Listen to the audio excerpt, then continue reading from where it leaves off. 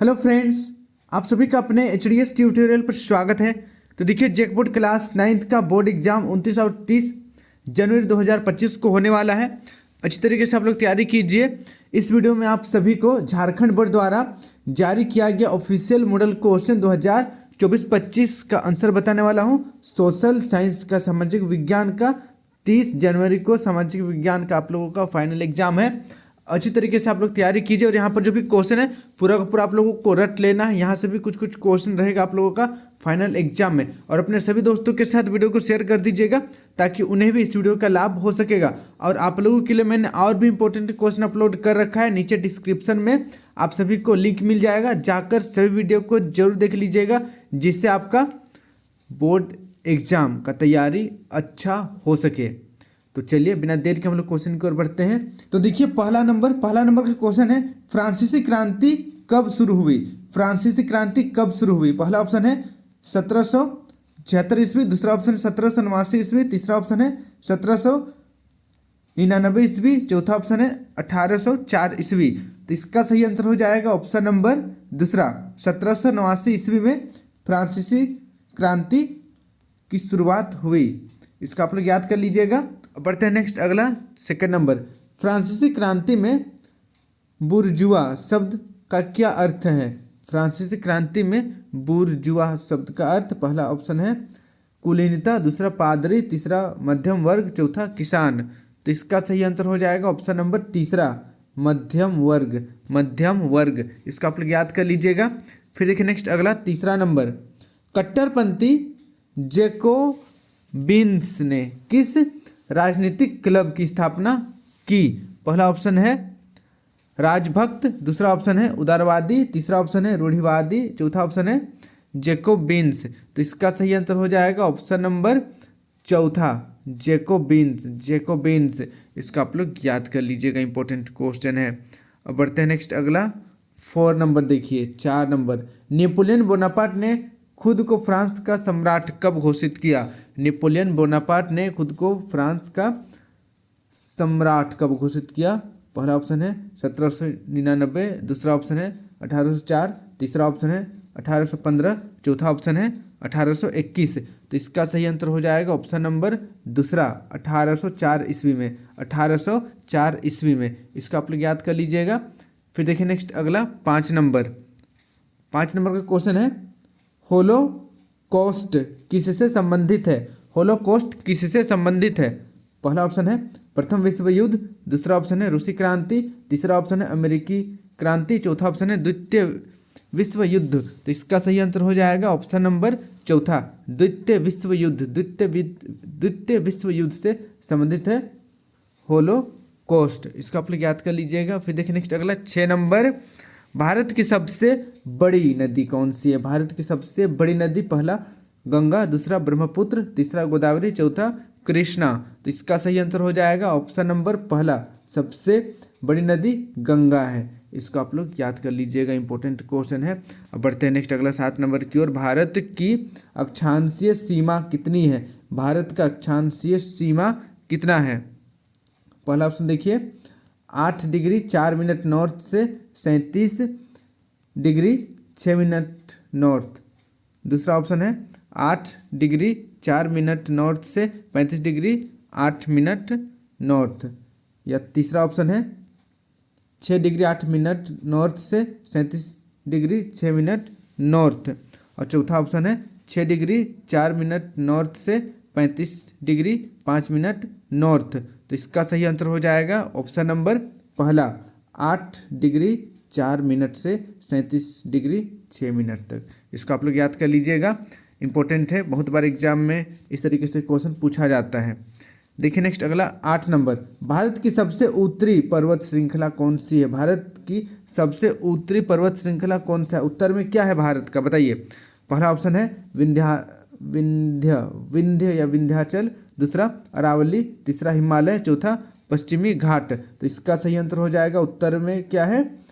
Option number तीसरा, हिमालय। खड़ा हिमालय बता रहा है, डरो ना आंधी पानी से, डटे रहो तुम अपने पथ पर, लाख मुसीबत आने पर। देखिए अगला नंबर 9 नंबर, कपास उगाने के लिए कौन सी मिट्टी सबसे उपयुक्त है? कपास उगाने के लिए सबसे अच्छी मिट्टी किसको मानी जाती है?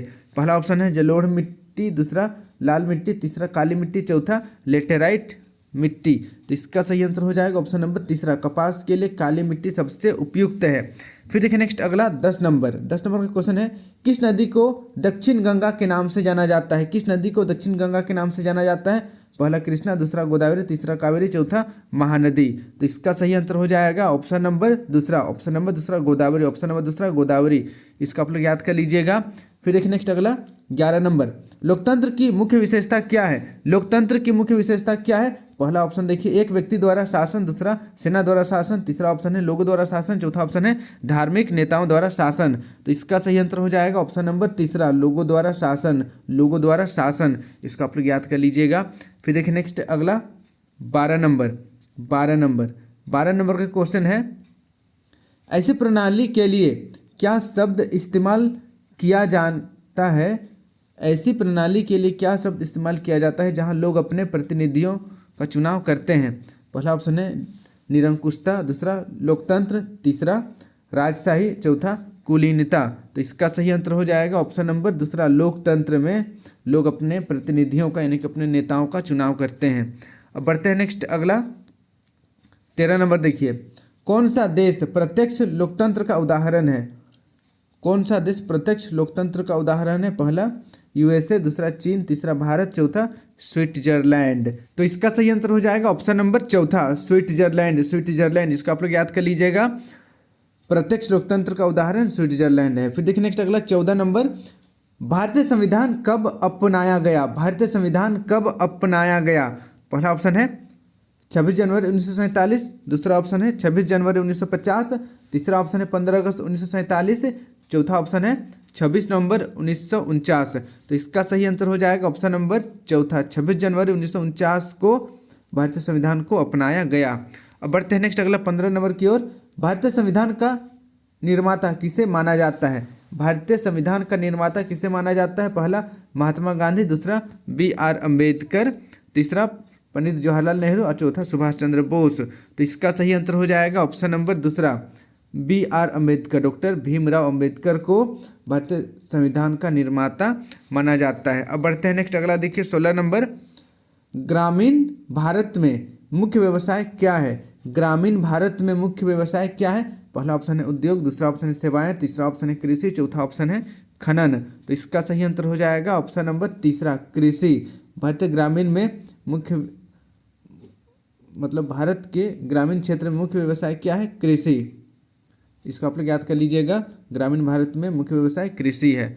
अब बढ़ते हैं नेक्स्ट अगला 17 नंबर देखिए, वस्तुओं और सेवाओं के उत्पादन पर खर्च किए गए धन को क्या कहते हैं? वस्तुओं एवं सेवाओं के उत्पादन पर खर्च किए गए धन को निवेश कहते हैं, आय कहते हैं, व्यय कहते हैं या पूंजी कहते हैं। तो इसका सही आंसर हो जाएगा ऑप्शन नंबर चौथा, पूंजी कहते हैं। क्या कहते हैं? पूंजी कहते हैं। इसको आप लोग याद कर लीजिएगा। फिर देखिए नेक्स्ट अगला 18 नंबर का क्वेश्चन है,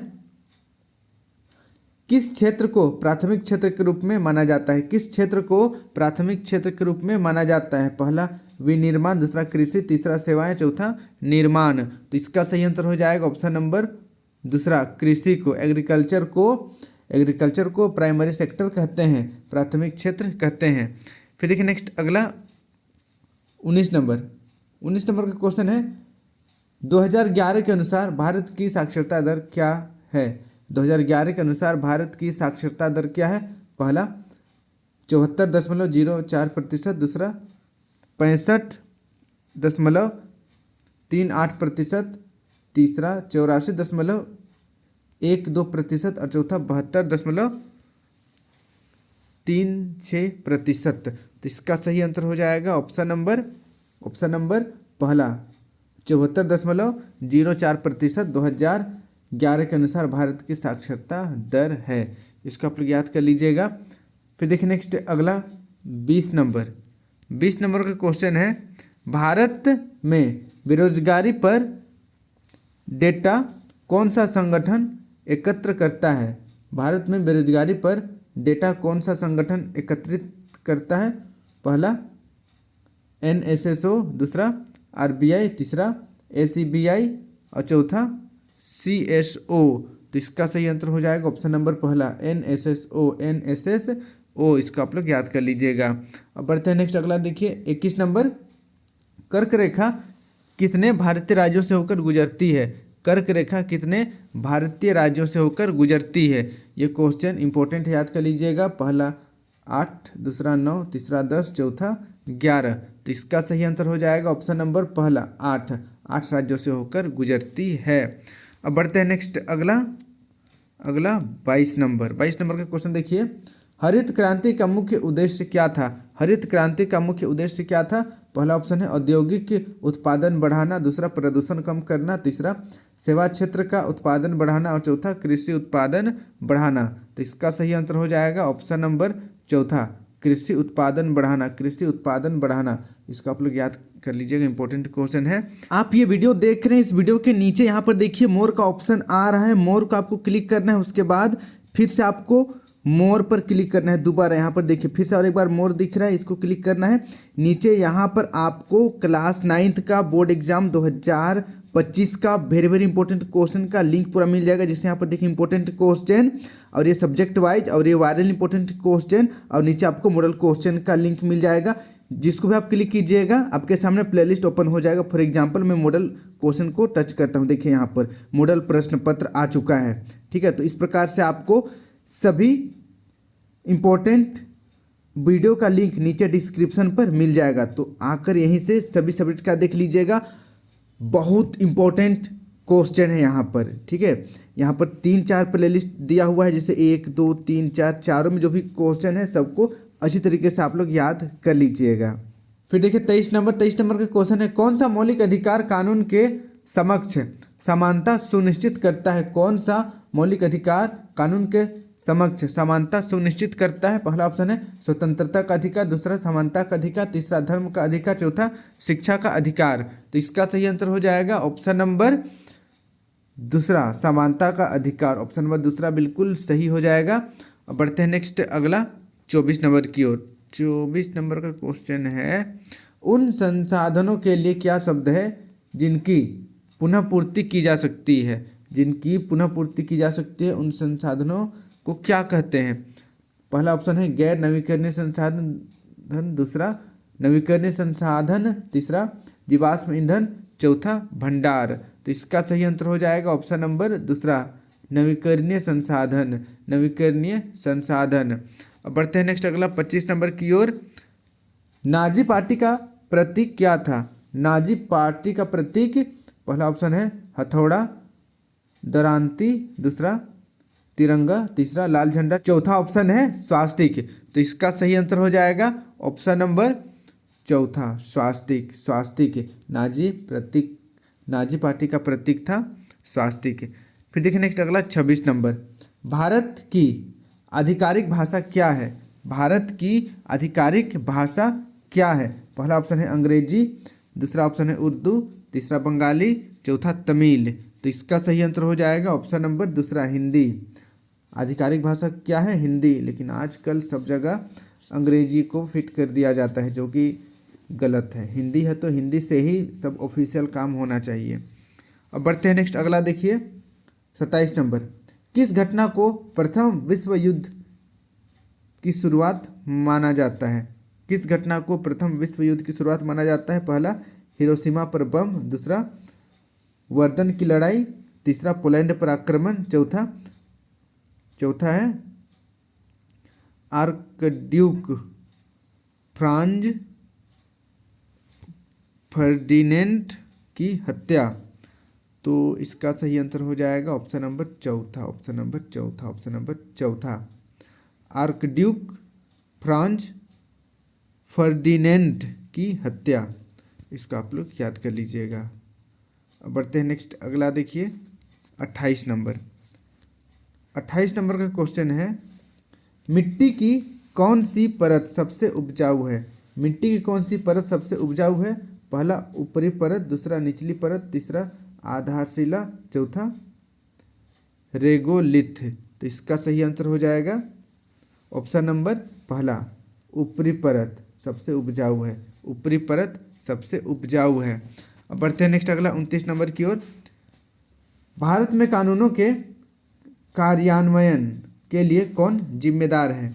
पहला ऑप्शन है न्यायपालिका, दूसरा कार्यपालिका, तीसरा विधायिका, चौथा पुलिस। तो इसका सही आंसर हो जाएगा ऑप्शन नंबर दूसरा, कार्यपालिका। कार्यपालिका, इसको आप लोग याद कर लीजिएगा। बढ़ते हैं नेक्स्ट अगला 30 नंबर की ओर। देखिए, ग्रामीण क्षेत्रों में ऊर्जा का प्राथमिक स्रोत क्या है? ग्रामीण क्षेत्रों में ऊर्जा का प्राथमिक स्रोत कोयला है, बिजली है, बायोमास है या पवन है? तो इसका सही आंसर हो जाएगा ऑप्शन नंबर तीसरा, ऑप्शन नंबर तीसरा, बायोमास। बायोमास, ग्रामीण क्षेत्रों में ऊर्जा का प्राथमिक स्रोत बायोमास, इसको आप लोग याद कर लीजिएगा। अब बढ़ते हैं नेक्स्ट अगला 31 नंबर की ओर। देखिए, वॉल स्ट्रीट एक्सचेंज कहाँ है? वॉल स्ट्रीट एक्सचेंज कहाँ है? पहला अमेरिका में, दूसरा ब्रिटेन में, तीसरा फ्रांस में, चौथा जर्मनी में। तो इसका सही आंसर हो जाएगा ऑप्शन नंबर पहला, अमेरिका में है। वॉल स्ट्रीट एक्सचेंज कहाँ है? अमेरिका में। अब बढ़ते हैं नेक्स्ट अगला 32 नंबर। देखिए, संयुक्त राज्य अमेरिका में श्वेत वासियों द्वारा खेती की कौन सी विधि अपनाई गई थी?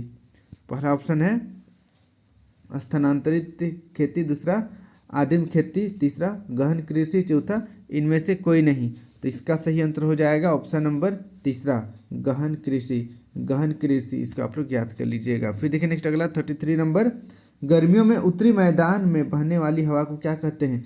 गर्मियों में उत्तरी मैदान में बहने वाली हवा को कालवैसाखी कहते हैं या लू कहते हैं, या फिर तीसरा ऑप्शन देखिए व्यापारिक हवाएं कहते हैं, या इनमें से कोई नहीं। तो इसका सही आंसर हो जाएगा ऑप्शन नंबर दूसरा, लू कहते हैं, लू कहते हैं। इसको आप लोग याद कर लीजिएगा। अब बढ़ते हैं 34 नंबर। देखिए, निम्नलिखित में से कौन सा भारत के उत्तर पश्चिमी भाग में सर्दियों के दौरान वर्षा का कारण बनता है? पहला ऑप्शन है चक्रवाती अवदाब, दूसरा पीछे हटता मानसून, तीसरा पश्चिमी विक्षोभ और चौथा दक्षिण पश्चिम मानसून। तो इसका सही आंसर हो जाएगा ऑप्शन नंबर तीसरा, पश्चिमी विक्षोभ, पश्चिमी विक्षोभ। अब बढ़ते हैं नेक्स्ट अगला 35 नंबर। प्रवास से कौन से क्षेत्र में जनसंख्या की संख्या, वितरण और संरचना में परिवर्तन होता है? प्रवास से कौन से क्षेत्र में जनसंख्या की संख्या, वितरण और संरचना में परिवर्तन होता है? पहला ऑप्शन है प्रस्थान क्षेत्र, दूसरा ऑप्शन है आगमन क्षेत्र, तीसरा ऑप्शन है प्रस्थान और आगमन दोनों क्षेत्र, चौथा इनमें से कोई नहीं। तो इसका सही आंसर हो जाएगा ऑप्शन नंबर तीसरा, प्रस्थान और आगमन क्षेत्र दोनों, प्रस्थान और आगमन दोनों का क्षेत्र। इसको आप लोग याद कर लीजिएगा। फिर देखिए नेक्स्ट अगला 36 नंबर। गरीबी रेखा क्या है? गरीबी रेखा क्या है? तो इसका उत्तर देखिए, वह रेखा जो अमीर और गरीब को अलग करती है, दूसरा वह रेखा जो किसी देश की औसत आय को दर्शाती है, तीसरा बुनियादी ज़रूरतों को पूरा करने के लिए जरूरी आय का न्यूनतम स्तर, और तीसरा आय का वह अधिकतम स्तर जिसके बाद कोई व्यक्ति अमीर माना जाता है। तो यहाँ पर ऑप्शन नंबर तीसरा सही हो जाएगा, बुनियादी ज़रूरतों को पूरा करने के लिए जरूरी आय का न्यूनतम स्तर। इसका आप लोग याद कर लीजिएगा, इंपॉर्टेंट क्वेश्चन है। बढ़ते हैं नेक्स्ट अगला क्वेश्चन 37 नंबर।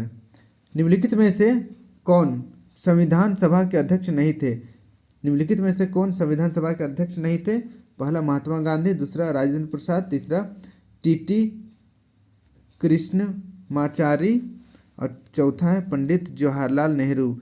तो इसका सही आंसर हो जाएगा ऑप्शन नंबर पहला, महात्मा गांधी। महात्मा गांधी संविधान सभा के अध्यक्ष नहीं थे। अब बढ़ते हैं नेक्स्ट अगला 38 नंबर। दक्षिण अफ्रीका में रंगभेद का मतलब था। दक्षिण अफ्रीका में रंगभेद का क्या मतलब है? पहला लिंग, दूसरा धर्म, तीसरा जाति, चौथा आर्थिक स्थिति। तो इसका सही आंसर हो जाएगा ऑप्शन नंबर तीसरा, ऑप्शन नंबर तीसरा, जाति। इसको आप लोग याद कर लीजिएगा। रंग भेद वहाँ पर चलता था, गोरा है, श्वेत है और कौन काला है, लेकिन उसका मतलब जाति ही होता है। ठीक है, इसको आप लोग याद कर लीजिएगा। उधर रंग के आधार पर जाति डिवाइडेड है। अब बढ़ते हैं नेक्स्ट अगला 39 नंबर। देखिए, भारतीय संविधान कब लागू हुआ? भारतीय संविधान कब लागू हुआ? पहला ऑप्शन है 26 जनवरी 1949, दूसरा 26 जनवरी 1950, तीसरा 26 जनवरी 1952 और चौथा ऑप्शन है 26 नवंबर 1950। तो इसका सही आंसर हो जाएगा ऑप्शन नंबर दूसरा 26 जनवरी 1950। 26 जनवरी 1950 को भारतीय संविधान लागू हुआ। अब बढ़ते हैं नेक्स्ट अगला 40 नंबर। भारतीय राष्ट्रीय कांग्रेस का 1931 का अधिवेशन कहाँ आयोजित किया गया था? भारतीय राष्ट्रीय कांग्रेस का 1931 का अधिवेशन कहाँ आयोजित किया गया था? पहला ऑप्शन है नागपुर, दूसरा दिल्ली, तीसरा कलकत्ता, चौथा कराची। तो इसका सही आंसर हो जाएगा ऑप्शन नंबर चौथा कराची। कराची, इसको आप लोग याद कर लीजिएगा, इंपॉर्टेंट क्वेश्चन है। और यहाँ पर जितना भी क्वेश्चन मैंने आप सभी को बताया सभी बहुत इंपॉर्टेंट है, मॉडल सेट से क्वेश्चन रहता है और ये तो खुद जैक द्वारा जारी किया गया मॉडल प्रश्न है। सबको पूरा रट लीजिएगा। और इसके अलावा भी आप सभी को इंपॉर्टेंट क्वेश्चन नीचे डिस्क्रिप्शन पर मिल जाएगा, सभी वीडियो को देख लीजिएगा जिससे आपका फाइनल एग्जाम अच्छे से जाए। आज के लिए इतना ही। Thank you for watching video. जय हिंद, जय भारत।